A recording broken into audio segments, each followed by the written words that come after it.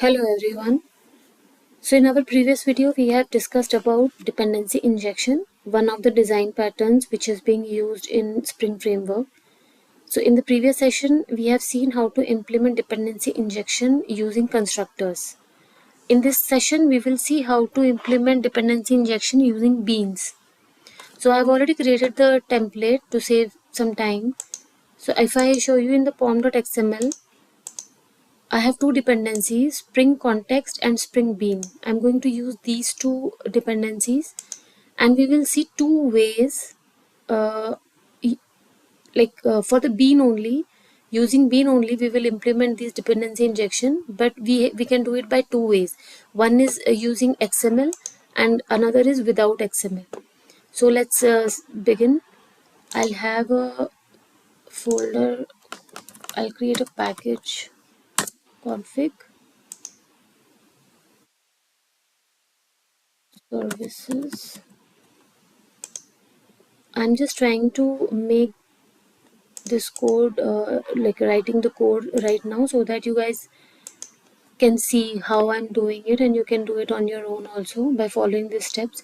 And later if you find any questions or any queries, or if have any doubt, please feel free to leave in the comment section.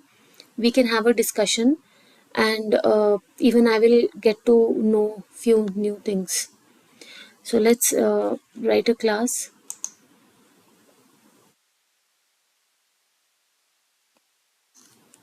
I'll use the same class, same four classes which I did in my previous session to compare the same way. So a.java, b.java, c.java,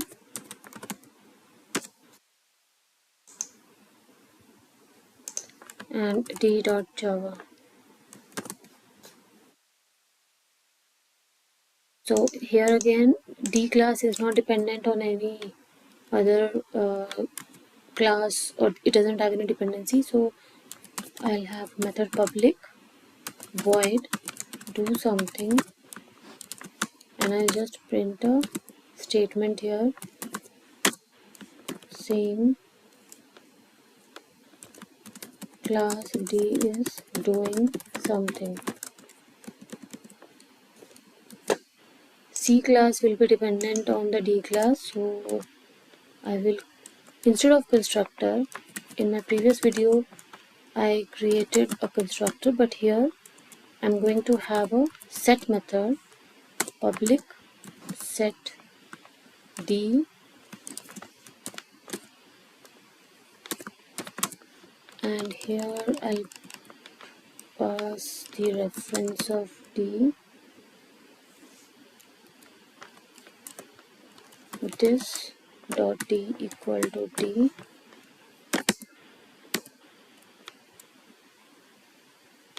it will return D type, and here I will have same method public void do something without mentioning the same print statement class C is doing something, and this set D, okay, this should be void, it will not return anything, it is just setting the values.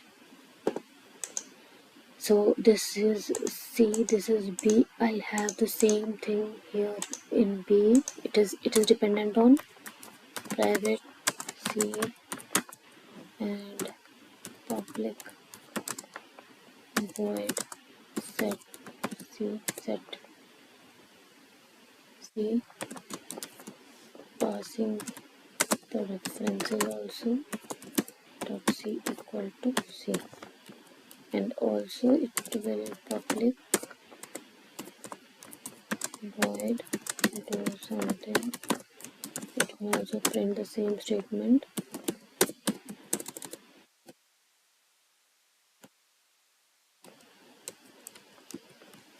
class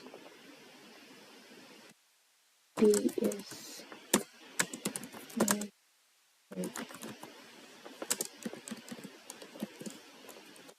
Now the same we'll do in A class, A also. It is dependent on B. I will have public void B, in which will pass the reference. We set the reference public void do something, and we'll have a sort statement here also mentioning class A is doing something. So we have these 4 classes, and we have set up the dependencies here. Now I'll have a app config file here, Java class app config.java. This I'll be keeping as a config file, so configuration. Now we are doing it with the Spring, so we are using some Spring properties. Now this app file, I'm going to create the beans for my 4 classes which I have created. So like and in the same sequence, like for example, I'll explain you. Let me just create one, public D, and it will return new D. So if you see here, D is not dependent on any other class or object, so we don't have to really pass any parameter here, and I've created a bean of D class. But if I go to C class, public C, then I need to pass the D reference here. In this we have to pass the D, we have to pass here the D reference because it is dependent on the D class.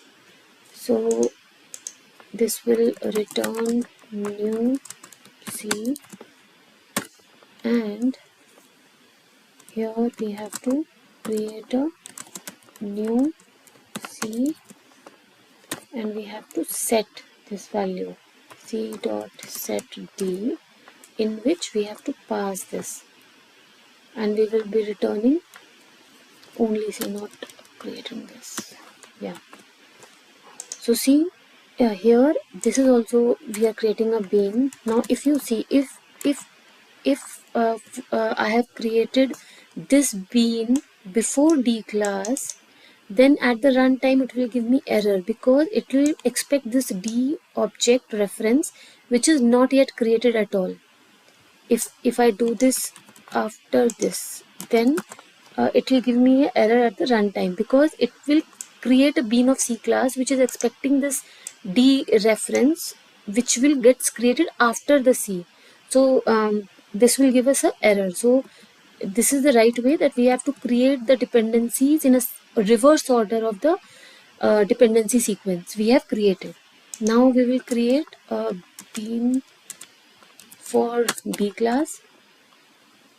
So public B, and in this we'll do C, A, and we have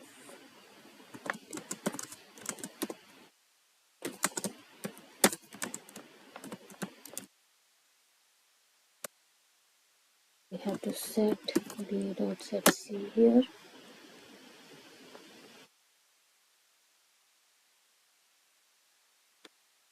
We have to get this class.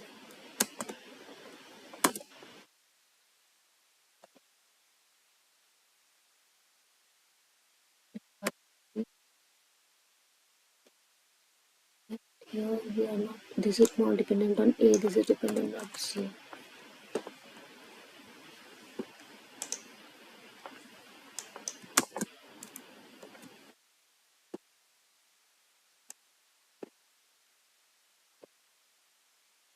we will return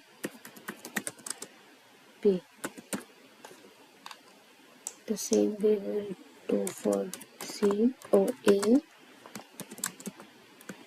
and here we will have to pass B because it is dependent on B, and A return A dot set B,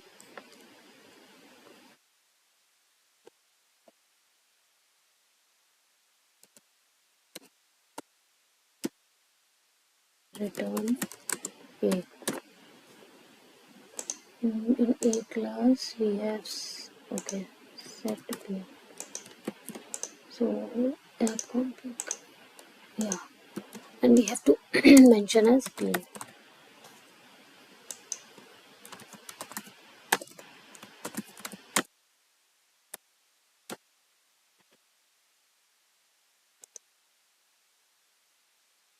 So app config is ready.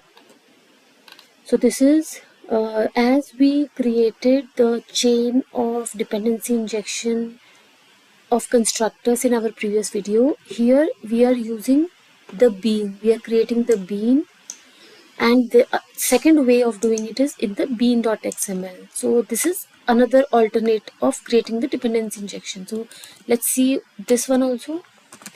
So bean, here we have to define it in the XML format. So it will be like bean id equal to a okay, here also we have to do it the same logic which I explained. The sequence has to be reverse order. So class is equal to com.service.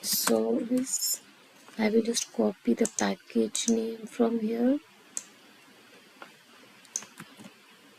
beans. This will be my package dot d, and I'll just close this. After d we have to do it for C. Bean id equal to C class, and again the same package dot C, but because C is dependent on D, we have to mention here D, and a ref also would be D, and that's it. We have to close this bean. So the same way we will do for another two class properties. This would be for B, and this would be B. This is dependent on C. This is dependent on C. This is dependent on A. This would be A, and this is dependent on B, and this is dependent on B. Yeah.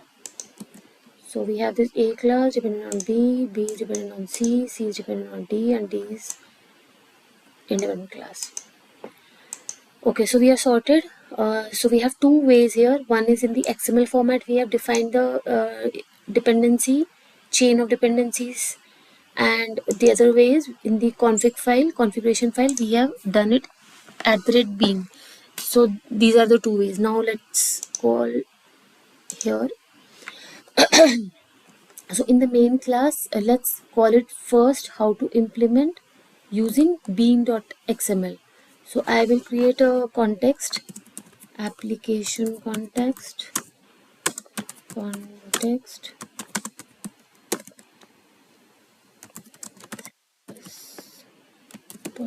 xml this, and inside this we will pass the xml beans.xml, and here we'll just have this a equal to context dot get bean, in which we'll pass a class. So this is a reflection using Java use reflection for this dependency injection, because at the runtime it will be, the references will be injected. So a dot do something. So this is done. Let's run this and see.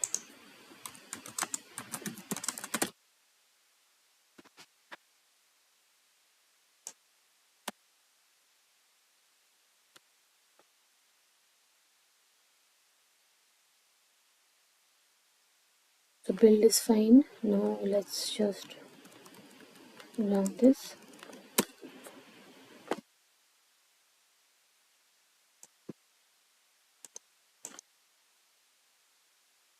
Just copy this command.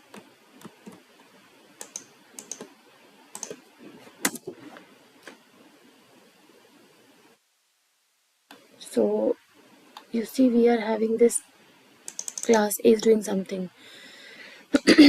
So this is called only because we are not calling the B dot do something, and inside B will do C dot do something,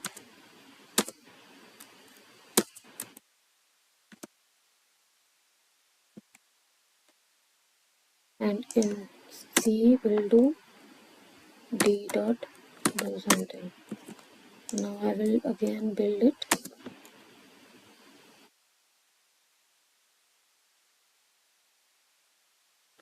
And I will run this. So you see we got one by one each method in the same sequence. First we called A called B called C called D. Now we have seen how to do it using beans, because you see here in the main class we are calling the bean.xml. If I comment it out, and we can do the same using our app config also. So I will have application context equal to new annotation config, and annotation config application context, and this we will pass our config file name appconfig.class. So when we pass any class the dot class file, this will Java consider as a Java reflection implementation. So at the runtime, these objects will be created and it will be injected. So I'll build this again.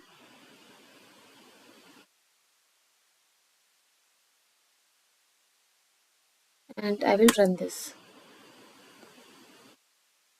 So you see here, this app config also we did the same thing. So we got same result in both the cases. It's just that there are two ways of implementing the dependency injection.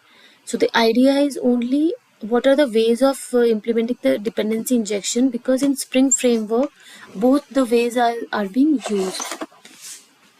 So in the next this is it for this session. In the next session we will see how to implement the dependency injection using Spring Boot. So that's it for now. If you guys have any question or any use case or any doubt, please feel free to discuss in the video. Probably we all can learn, or we all can discuss on this topic to some advanced level as well. My idea is only to discuss the basics, to like how basically these concepts are working. So I hope this is helpful. Let's continue this in the next session. As for now, thank you so much.